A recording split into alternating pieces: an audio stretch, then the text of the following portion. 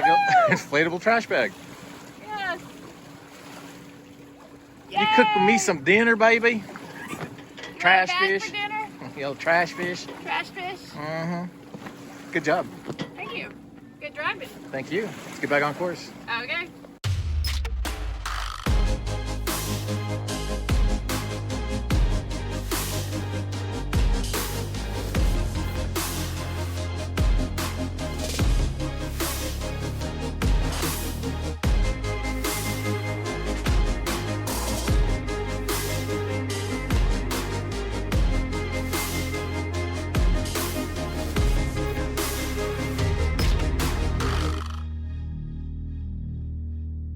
So our straps that we use to attach to when we go forward with our tethers, they tend to flap in the wind if we don't have a beanbag on them. So Dennis just adjusted the bungee cord so that we don't have that fluttering anymore. We're trying to figure out what these birds are feasting on. Is it a dead dolphin? Yeah. We're going closer for a closer inspection.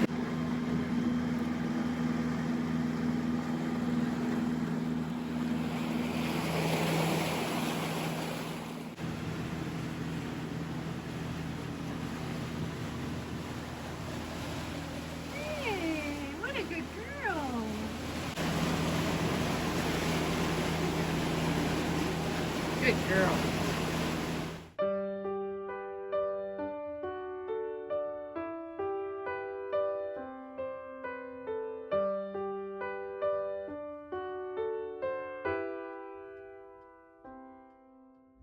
So the sail got doused again, and when it got ripped, it was in the water for a bit. So just to expedite, we stuffed it into the locker here. We're in Newport, Rhode Island. We're gonna go see a sail maker. Hopefully they can fix it. But just wanted to highlight that after 9 months, that when that sail gets wet, it still bleeds color. We are taking our sail ashore here in Newport, Rhode Island. We also have trash and our wagon and some shopping bags and a sweaty Dennis because it's already getting warm and hot and he just had to haul this big ass sail.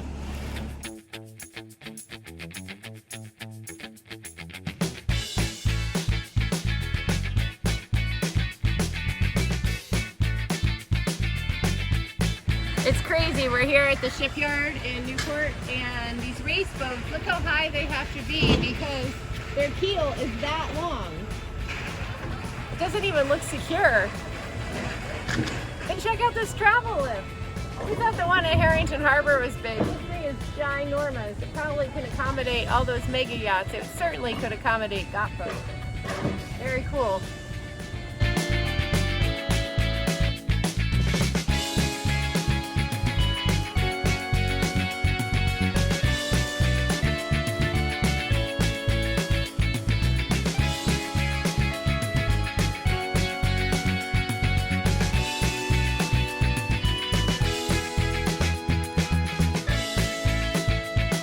If you're tired of having wrinkled sheets that don't stay tucked in because they're not custom fit, I'm going to show you how to fix it. Before adding the elastics, we'd wake up with our sheets just all wrinkled because they're not a custom fit. The bed is an odd shape. For the forward beds in the balance, they have a slight diagonal and then they're rectangular at the top. So what I'm going to do is run a piece of elastic from this corner to the corner up there and this corner to the opposing corner up there. And then I'm going to run a piece of elastic along the side. So what I'm doing is marking the corners where I want to sew in my little tie. And since this is going to be hidden, I am just using a Sharpie because no one's going to see it, and that's where my ties are going to go.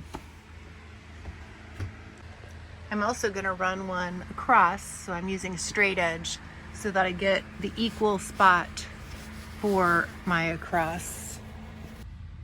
And I'm doing the same thing here on the mattress pad because that also is an issue.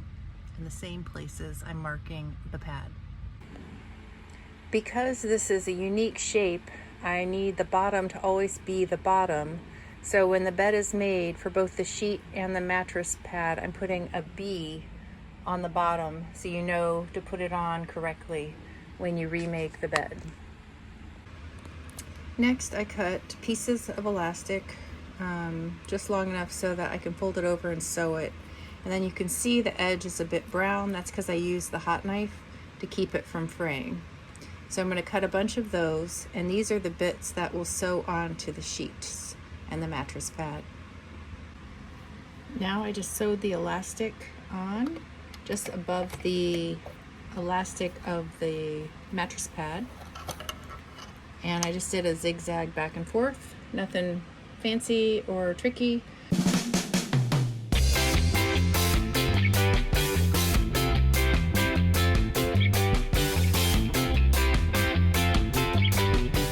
Once I figured out the length of my elastic, I cut out a bunch of pieces, and then I'm going to take my hot knife and burn the edges.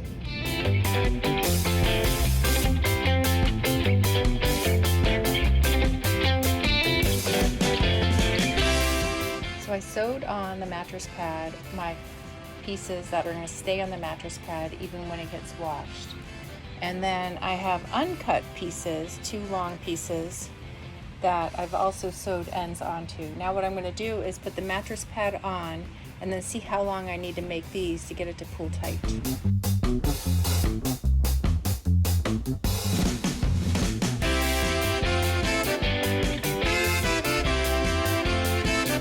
Now that I have my mattress tabs on all over the mattress, now we're lifting up the mattress and marking where the elastic goes. So I pulled the elastic tight, it's already attached at the top side, get it nice and tight, and then I mark where I'm gonna put the other tab on. I'm not gonna lie, it's tricky to get these under here, but once they're under, all you have to do is take these hooks and put them together and snap, and that's it. You can see the crisscross, look at that. And all the dirt that's under the mattress. But look at that. And then we have this widthwise one. So we're gonna take that over and bring that over. A huge improvement, but look at how nice and smooth that is.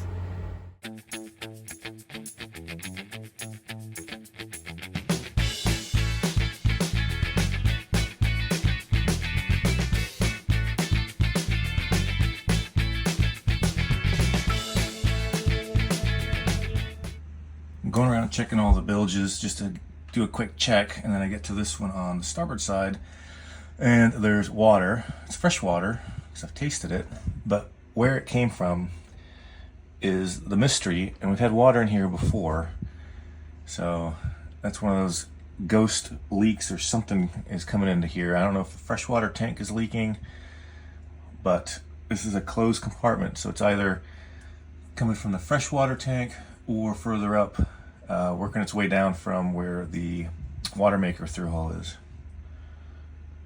When we were at Zimmerman's, they had this muffler, the gas water separator, fixed, replaced, because I think that's where we were getting some ingress of salt water.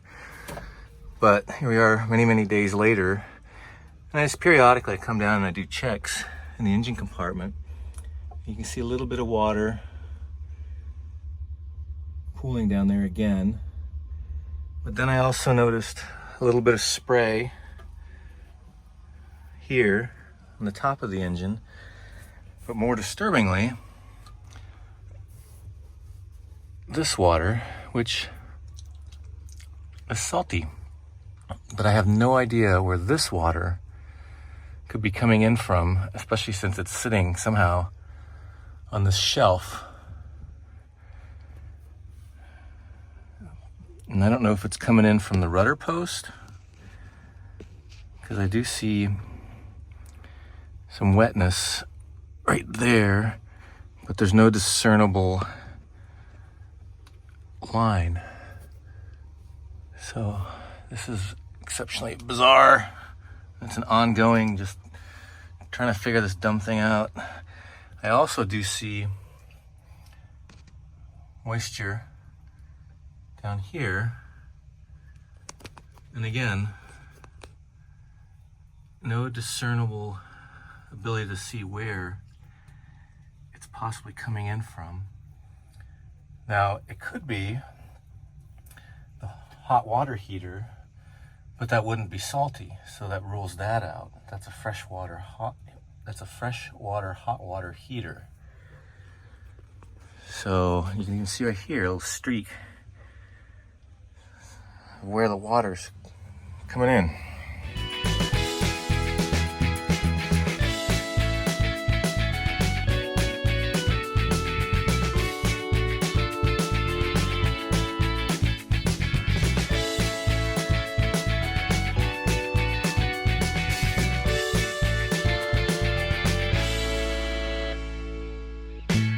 We just returned to the boat. It is muggy hot.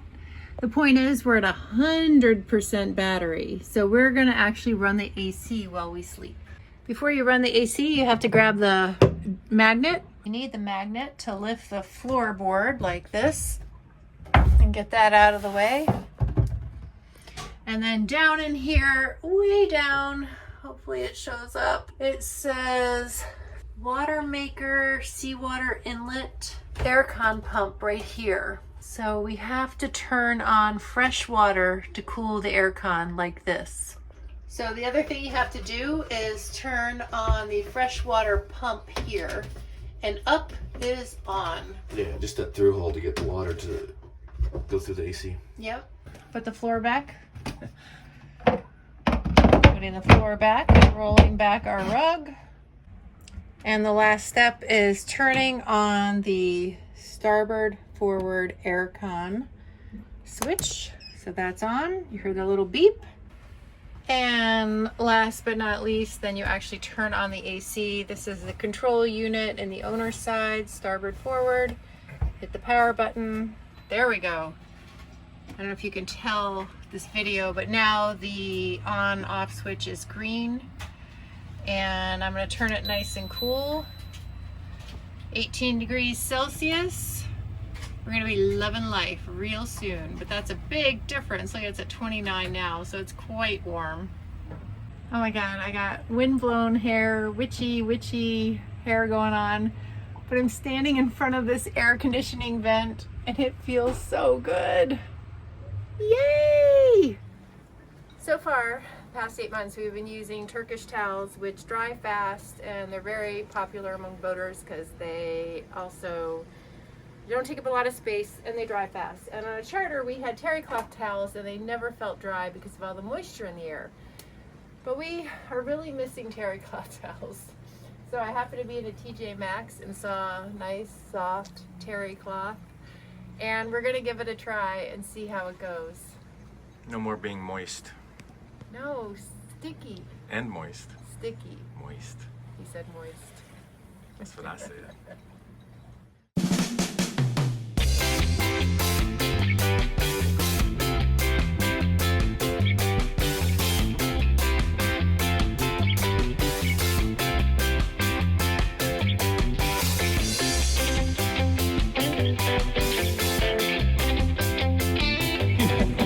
She's enjoying it, maybe. Yay! Yay! Yay! Is this appropriate, Betsy? Hey, we don't need a rocking chair if we just have trampoline. Yeah. Woohoo!